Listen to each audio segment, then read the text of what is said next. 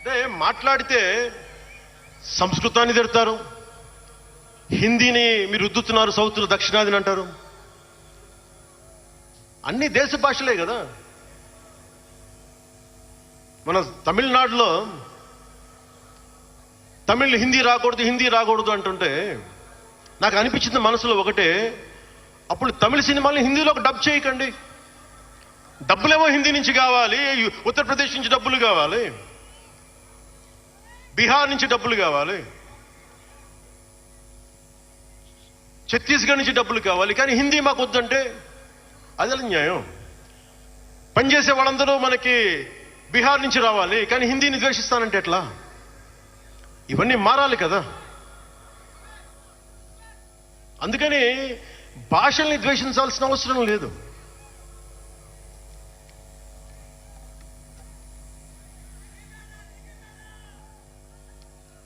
మనం ముఖ్యంగా హిందువులందరికీ నేను చెప్తా ఉన్నాను,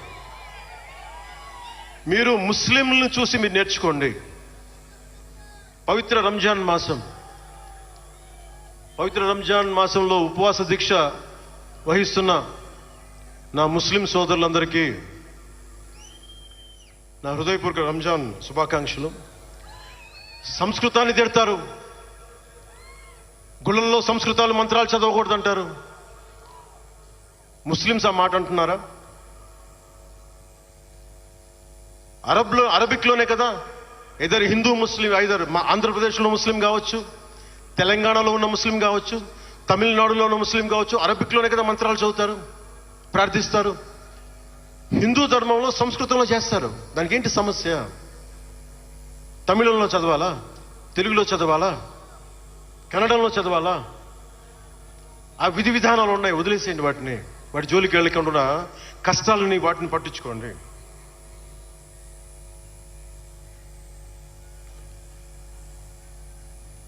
మాట్లాడితే భారతదేశాన్ని ఉత్తరం దక్షిణం అంటూ ఉంటారు. ఆంధ్రాని తెలంగాణ విభజన సమయంలో తెలంగాణ ఇవ్వకపోతే మేము ఈ భారతదేశానికి సంబంధించిన ఒక అన్న స్టేట్మెంట్లు చూసాం, అలాంటి నాయకుల్ని చూసాం. ఆంధ్రాని విభజిస్తుంటే ఆంధ్ర వాళ్ళు మేము ఇక్కడ సంబంధం లేదు, మేము భారతదేశంలో ఉన్నవన్న స్వయం నాయకులు నా దగ్గర అన్నారు.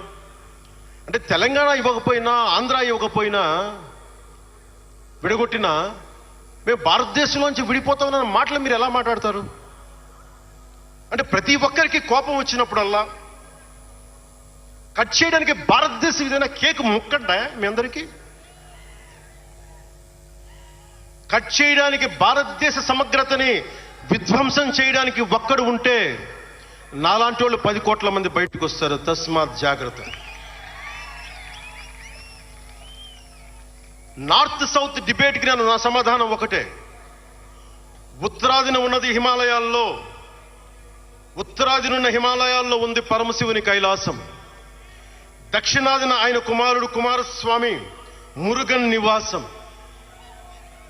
ఈ దేశాన్ని విడగొట్టే ధైర్యం, సాహసం ఎవ్వడికి ఉందని నేను అనుకోను. ఆ భయం నాకు లేదు.